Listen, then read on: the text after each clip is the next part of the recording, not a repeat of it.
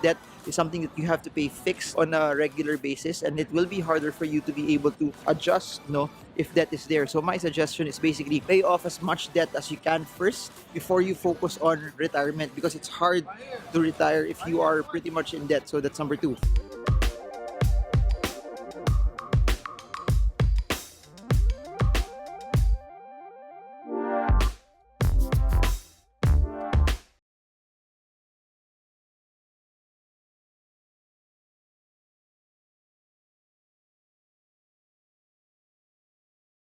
Hey guys, this is marvingermo. If you're new to this channel or this page, like, subscribe so you get updated on how you can learn how to invest or know more about the stock market, that it's not so hard as what most people think it is. So let's talk about retirement. Over the past few weeks, I've been getting a lot of questions from you guys asking about my backstory, asking how I was able to quit my job. For those who don't know how I started, I graduated as an engineer, took the board exam, never practiced a single day in my life. But in 2010, almost 9 years ago, I quit my job and fully just focused on doing what I'm passionate about and just basically investing as a core, day in and day out. For those who don't know also how that started, I didn't just decide to retire early. It was a process also. I started working 2006. From 2007 to 2010, I was massively saving.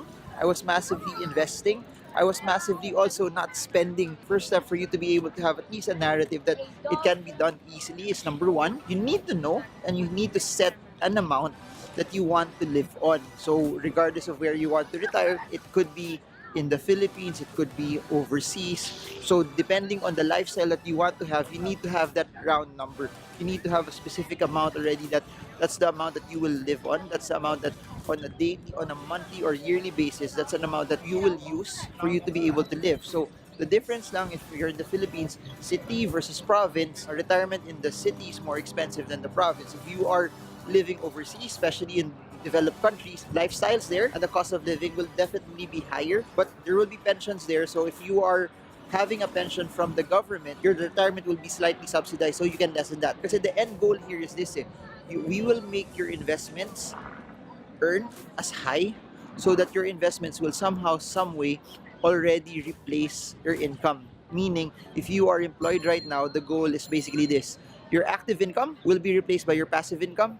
Passive income could be bonds, stocks, REITs, intellectual assets, or everything else that can replace your earnings as an employee. So when that happens, that's the time you can start to let go and do things. That's number one. Number two, if you are in debt, my suggestion is this: you have to pay off your debts first. It's harder to retire, it's harder to live passively if you have a large amount of debt, because debt is something that you have to pay fixed on a regular basis, and it will be harder for you to be able to adjust, if debt is there. So my suggestion is basically pay off as much debt as you can first before you focus on retirement, because it's hard to retire if you are pretty much in debt. So that's number two. Number three is basically this: set a budget. What do I mean by setting a budget?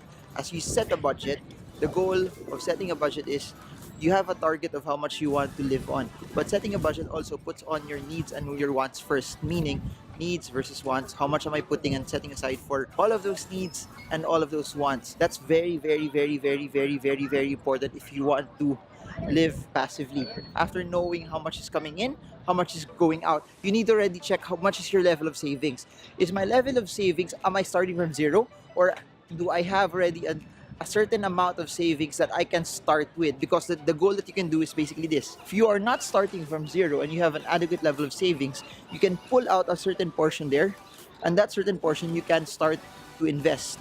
The goal of you investing the money is basically, as you start investing money, you can put it in avenues, assets, businesses that will make it grow faster so that you hit your round number at a faster rate. If you notice it, it will always go back on financial planning. It will always go back on what your target is. It will always go back to what you are focusing on. How will you set the narrative into your investing? By the way, in setting the amount that you would need for retirement, you'll have to be realistic, because a lot of people set high hopes for their retirement only to check that, hey, their savings are still very, very far from where they need to be. And that will be a reality check also to see if how many years will it take before you can get that round number.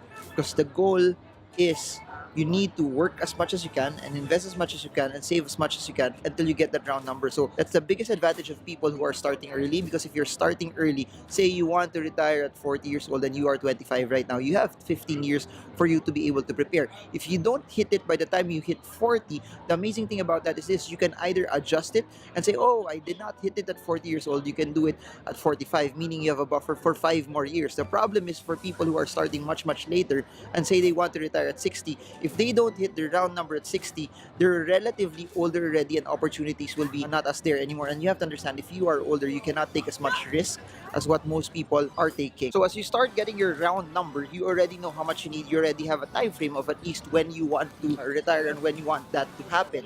So the next step that you can have and the next step that you can do is pour as much time, effort as you can, start businesses, start investing on how you can make that number get hit. Invest as much as you can, put in as much as you can, try to create as much growth investments as you can. That's why I love businesses, and that's why I love the stock market, because the stock market is a great multiplier. It allows me to multiply my assets quickly, and that's why I love businesses, because the variable for it is the amount of effort that I put, the amount of ingenuity that I put there as well. So if you want to hit your retirement at a very fast rate, and if you want it to be done quickly, easily, you just have to start as much business as you can. And the amazing thing about that, if you do it early, if you do it when you're young, it's okay. If you make mistakes, it's okay. It's better that you make mistakes early, and it's better that you make mistakes small, because if you make it small, you'll have enough time to recuperate and build the skills already for it. But one of the best ways for you to hit that round number for retirement, use businesses. As the business start to earn, don't spend the money, reinvest it, put it in the stock market, and just do that over and over again until you hit your goals of financial freedom. As it gets to hit my round number, I start to invest them passively already in bonds, in REITs, in stocks that give me dividends, in preferred shares, because over and over, it will give me passive income in perpetuity. As it gives me passive income in perpetuity, my style there will be basically this: I will let those things take care of my expenses so that I can live passively. Again, the name of the game is your assets should take care of all of your spending. That's why at the end of the day also, it will allow you to quit anytime you want. It will allow you to quit whenever you want as well. And that's why as you start trying to be financially free, my biggest suggestion, find something that you want, a business that you want, that's in line with your passion. That's why you have to find something that you want to do. You have to find something that you love to do, because later on, when money is no longer an object, that it's not anymore a question of how much you want to earn, you can now focus on developing a legacy. You can now focus on making as much of a difference as you can to the world around you. Because at the end of the day, if you find something that you love, but not just something that you love, but you find something that, I don't know, making a difference in the lives of other people, you know what that does to you? It will allow you also to earn. It will free you time. If you start to be retired, if you start doing things that matter to you, it gives you the ability to have more time on your hands.